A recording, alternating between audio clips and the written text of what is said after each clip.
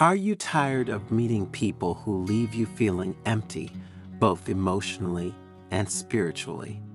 Have you ever wondered why some people, despite their apparent kindness, always seem to drain your life energy, leaving you lost in a labyrinth of manipulation and drama? What if we told you that there is a way to identify these people, a secret kept within the walls of an ancient Buddhist temple, that can help you recognize the warning signs before it's too late? Stay until the end of the video because you will discover not only how to protect yourself from these negative influences, but also something even more important, which will radically change your perspective on relationships and your own life. But before we continue, subscribe to the channel and turn on notifications to stay updated when we publish new stories like this one. In the quiet heart of an ancient Japanese temple, perched atop a misty mountain, resided a wise old Buddhist monk named Ikkyo. His serene presence and profound wisdom had attracted followers from all over the world, all seeking guidance on the labyrinthine path of life. Every day, visitors gathered in the temple's spacious garden, sitting in silent expectation beneath the canopy of ancient trees, their gazes fixed on the monk's withered form. Ikkyo's eyes, though dimmed by age, shone with a lively light, a mirror of a spirit that had transcended the mundane and embraced the enigmatic tapestry of existence. On a particular day, when the morning sun cast its golden rays on the dewy earth, Ikkyo addressed his devoted disciples in a soft, resonant voice. Dear ones, today we will unravel the deep currents that run beneath human interactions. We will learn to discern the essence of those around us, not through their words, but through the subtle requests they present. A wave of anticipation passed through the crowd. Each individual, rich in life experiences, victories, and tribulations, leaned forward, eager to absorb the monk's words of wisdom. Ikkyo began, "There are 5 requests that, when they come from another person, should act as beacons, prompting you to distance yourself from their influence. These requests, while seemingly innocuous, can be the prelude to an emotional storm, a vortex that can drag you down, leaving you feeling empty and lost. The first type of person to stay away from," Ikkyo explained, "is someone who is incessantly craving validation. They are incessantly seeking reassurance, clinging to your affirmations like a drowning man to a life raft. They ask, 'Do you think I'm smart? Am I beautiful? Am I successful?' These people are trapped in a cage of self-made insecurity," she continued. "They are unable to find their own value internally, so they try to reflect it through your eyes. They will burden you with their insecurities, draining your energy and leaving you emotionally drained." Ikkyo paused, allowing his words to sink in.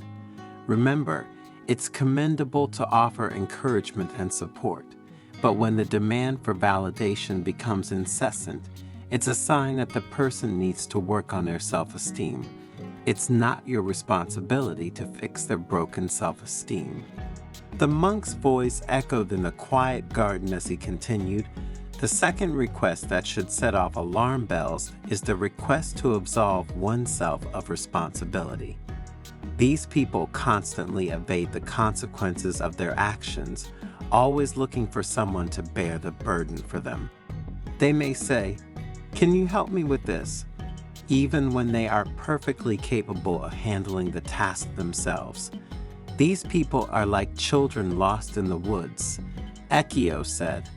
"They avoid taking responsibility for their own lives, always hoping that someone else will clear their way. They are trapped in a cycle of dependence, unable to grow and learn from their mistakes."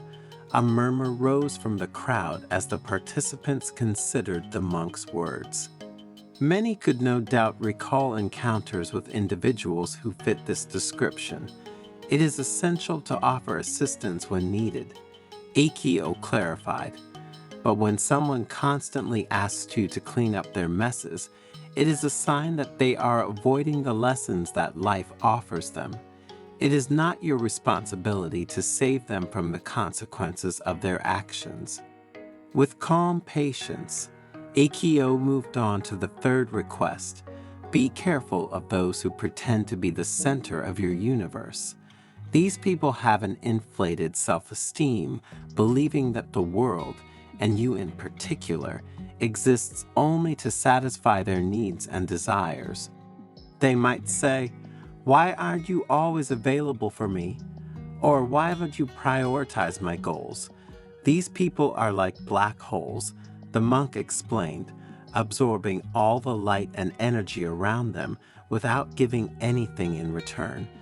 They see others as mere instruments for their own gratification, failing to reciprocate with respect, empathy, or understanding. A deep awareness spread among the listeners. Akio's words had painted a clear picture of self-centered individuals who had crossed their paths, leaving them empty and unheard. While it is important to cultivate meaningful relationships, Akio advised, it should never come at the expense of your well-being. If someone is constantly demanding that you revolve around them, it's a sign that they've lost sight of the balance that defines healthy relationships. It's not your responsibility to indulge their inflated ego. The fourth request, Akio continued, his voice ringing with the wisdom of the ages, is the request to conform to their expectations. These people seek to mold you into their desired image, ignoring and disparaging your uniqueness. They may say, "Why can't you be more like," or "Why don't you pursue?" These people are like self-centered sculptors, Akio said, trying to chisel away your individuality, forcing you into a mold that denies you your true expression. They are blind to the beauty and strength that lies in your diversity. Personal reflections swirled in the minds of the disciples. Many had experienced the pressure to conform to societal or family expectations, the agonizing struggle to break free and embrace their true selves. It is crucial to remember that your journey is yours and yours alone. Akio said, if someone is constantly trying to hijack your path, reshaping you to suit their expectations, it's a sign that they don't respect your autonomy. It's not your responsibility to live a life that doesn't resonate with your soul. Finally, Akio came to the fifth and final request. The last request to pay attention to is the request to repair his unhappiness. These people are perpetually dissatisfied. They attribute their ills to external factors and look to you as the solution to their problems. They may say, "If only you would change, then I would be happy," or "You are the reason for my unhappiness." These people are like drifting ships, the monk observed. They lack an internal rudder or compass, drifting aimlessly on the ocean of life, blaming the wind and waves for their lack of direction. They seek to anchor themselves to you, expecting you to fix their inherent unhappiness. A sense of liberation ran through the crowd. Akio's words laid bare the truth. You can't be held responsible for another person's happiness or unhappiness.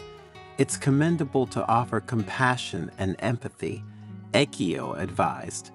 But when someone constantly blames you for their unhappiness, it's a sign that they're shirking responsibility for their own emotional well-being. It's not your responsibility to carry the burden of their dissatisfaction. As the sun began its descent, casting long shadows across the temple garden, Akio concluded his discourse. Dear ones, remember, the path to wisdom and spirituality begins with self-understanding and discernment. By learning to recognize these 5 requests, you can protect yourself from the manipulation and drama of those who seek to drain your energy and derail your journey. A deep silence fell over the crowd, each person absorbed in contemplation of the profound words they had just heard. But Ikkyo wasn't done yet. With a twinkle in his eye, he added, "However, there is something even more important to remember than staying away from these people." Curiosity and anticipation filled the air.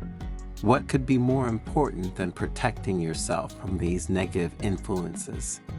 The old monk smiled warmly and said, "It is essential to look within yourself and make sure that you are not the one making these demands on others. The path to enlightenment is two-way.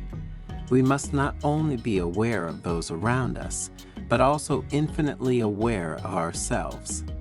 With these final words, Ikkyo's wisdom reached its peak, illuminating the very core of Buddhist wisdom and spirituality, self-reflection.